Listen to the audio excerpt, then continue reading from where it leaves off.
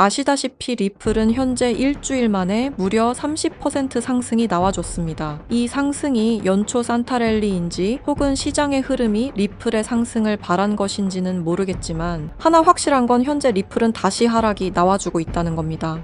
물론 어느 정도 일시적인 상승은 있겠지만 결과적으로는 리플은 앞으로 더욱 하락이 나올 겁니다. 왜냐고요? 아직 해결하지 못한 문제가 있기 때문입니다. 많은 분들이 이런 생각을 하고 있을 겁니다. 호재가 이렇게 많은데 아직 해결하지 못한 문제가 대체 무엇이길래 라는 생각 말이죠. 현재 리플은 호재들이 넘치다 못해 흐르고 있죠. 생태계의 확장, ETF의 활용, 은행 승인까지. 이제 여러분들은 진실을 알아야 할 때가 됐습니다. 생태계, ETF, 은행 승인 다 무엇을 위해 진행하고 있는 걸까요? 몇몇 분들은 벌써 알아차리셨겠지만 결국 리플은 송금 시스템입니다. 현재 모든 은행들은 스위프트 송금 시스템을 사용 중에 있습니다. 이 스위프트가 하루에 거래하는 달러량은 무려 4,110억 달러, 한화 약 600조 원에 해당하는데요. 리플이 원하는 것은 바로 스위프트의 거래량 일부를 탈환하는 것이 목적입니다. 리플의 CEO인 브래드 갈링하우스 또한 5년 안에 스위프트 거래량의 14%를 목표로 하고 있다고 전했으니까 말이죠. 하지만 여기서 충격적인 반전이 있습니다. 리플은 지금 스위프트의 시스템을 뺏을 수 없게 되었습니다. 리플뿐만 아니라 스위프트 시스템 역시 송두리째 빼앗길 위험에 처해 있습니다. 오늘 들려드릴 이야기는 이 스위프트 시스템과 리플의 존망 그리고 앞으로의 경제 붕괴에 관한 이야기입니다. 구독과 좋아요는 영상을 제작하는데 큰 힘이 됩니다.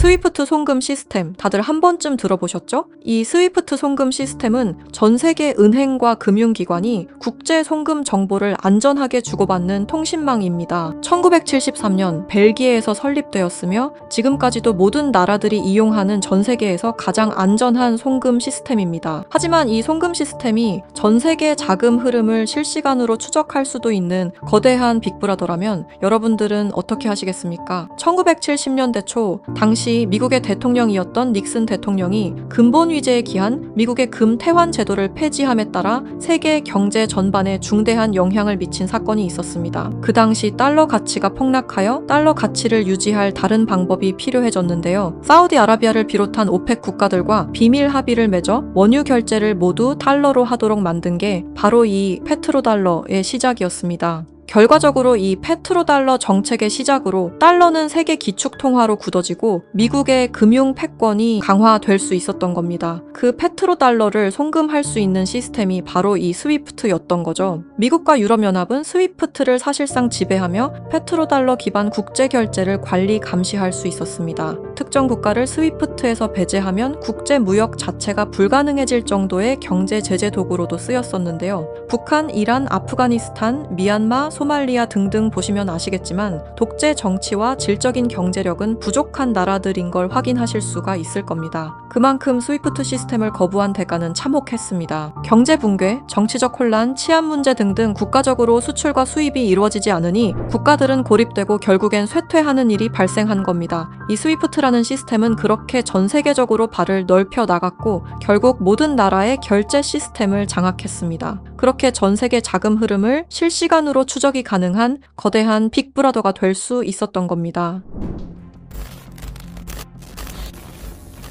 미국과 유럽연합의 금융제재를 견디다 못한 몇몇 나라는 스위프트 시스템에 대한 반발감이 극에 달하여 미국의 감시를 벗어나기 위한 새로운 조직을 결성하기에 이릅니다. 그렇게 만들어진 게 중국, 러시아, 브라질을 선두로 한 브릭스라는 국가 단체입니다. 브릭스는 하나같이 공통점을 가지고 있었는데요. 바로 미국에 대한 반발심 하나만큼은 모두가 똑같았던 거죠. 그래서 그들은 미국 패권의 핵심인 달러를 견제하기 시작했습니다. 그게 바로 브릭스의 탈달러 정책의 시작이었습니다. 이는 미국과 유럽이 69년간 독식한 국제통화기금과 세계 은행들에 대한 반발이었으며 미국과 유럽에게 선전포고를 하는 것과 마찬가지였습니다. 말 그대로 세계달러 패권에 반기를 드는 행동이었죠. 하지만 호기롭게 스위프트를 나왔지만 당장 해결해야만 하는 문제가 있었죠. 바로 결제 시스템이 없었다는 것이었습니다. 그래서 나온 시스템이 러시아의 SPFS, 중국의 CIPS, 인도의 UPI입니다. 그리고 마지막,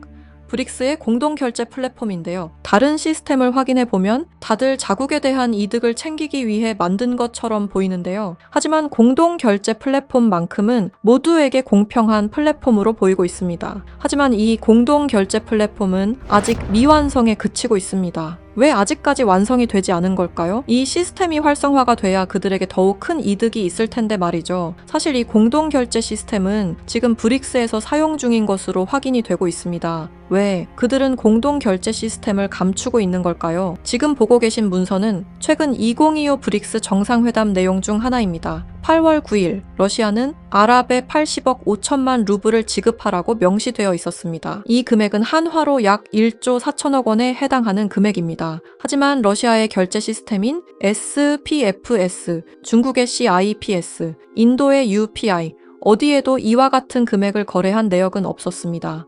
그렇다면 이 돈의 행방은 대체 어떻게 된 것일까요?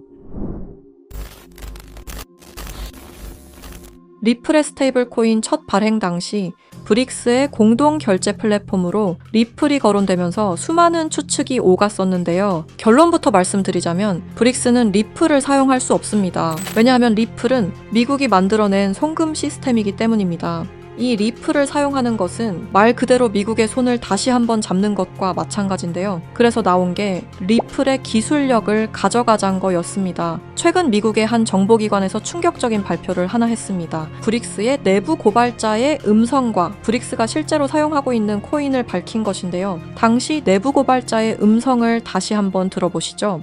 Brix used me to use Ripple's core technology. If I tell you this, I'll definitely die. I finished developing it and verified that it is actually being used. I want to live.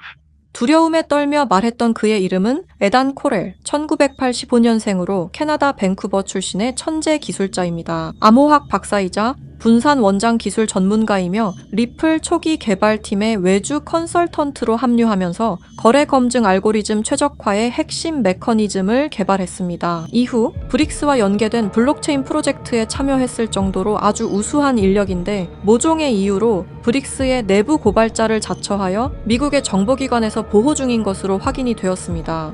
그가 말하는 브릭스의 암호화폐는 리플 기술을 기반으로 감시망을 완전히 회피하는 그림자 코인이라는 프로젝트였습니다. 앞서 말씀드렸다시피 어마어마한 금액을 송금했을 때 그 흔적이 남지 않는다는 것은 말이 안 됩니다. 하다못해 수수료 찌꺼기라도 남아야 되는 게 이 송금 시스템의 메커니즘인데 놀랍게도 그 어디에서도 흔적을 찾을 수 없었습니다. 스위프트와 리플의 단점을 완벽히 보완한 최초의 코인이었던 거죠. 정보기관은 에단 커렐이 말한 내용을 조속히 언론 매체에 알렸습니다. 현재 가장 위험하며 미국의 안전까지 위협할 수 있는 이 엄청난 코인을 최대한 노출시켜야만 했기 때문입니다. 하지만 모든 언론 매체가 이를 거부했습니다. 뉴스에는 송출이 불가했고 SNS에 올리면 바로 삭제가 되며 유튜브는 정지가 된다는 겁니다. 현재 이 내용은 미국의 정보기관 홈페이지 깊숙한 곳에 저장이 되어 있었고 미국의 수뇌부들만 이 코인에 대해 알고 있는 것으로 확인이 되고 있습니다. 현재 이 코인은 실존하며 최근 어떤 한 지갑으로 아까 말씀드렸던 사라진 금액 80억 5천만 루블만큼 송금된 사실을 깨달았습니다. 이 코인을 가지고 있는 지갑을 확인해보니 주로 중국이나 러시아 쪽 인구가 월등히 많았으며 브릭스에 등록되어 있는 국가들이 대부분이었고 미국인들로 보이는 지갑들은 미국의 수뇌부들인 걸로 확인이 되었습니다. 또한 거래가 거의 없을 뿐인데도 불구하고 천문학적인 금액들이 이 코인을 통해 유통되고 있다는 것을 확인할 수 있었습니다. 브릭스 전체가 이 코인을 통해 계속해서 거래를 이어가는 중이라는 겁니다. 이 코인이 첫 발행되던 날 무려 1200%가 넘는 상승이 나와줬었는데 당시 2024년 브릭스의 정상회담이 있던 날이었습니다. 이날 기점으로 무려 1200% 상승이 나온 건 부정할 수 없는 사실입니다. 브릭스가 거래를 진행할 때마다 앞으로 이 코인의 가치는 더더욱 상승할 것으로 전망이 됩니다. 어쩌면 현재 스위프트의 시장과 리플의 시장까지 점유할 기술로도 전망이 되고 있는데요. 현재 보고 계시는 이 코인, 여러분들께 알려드리려 했지만 치명적인 문제점을 발견했습니다.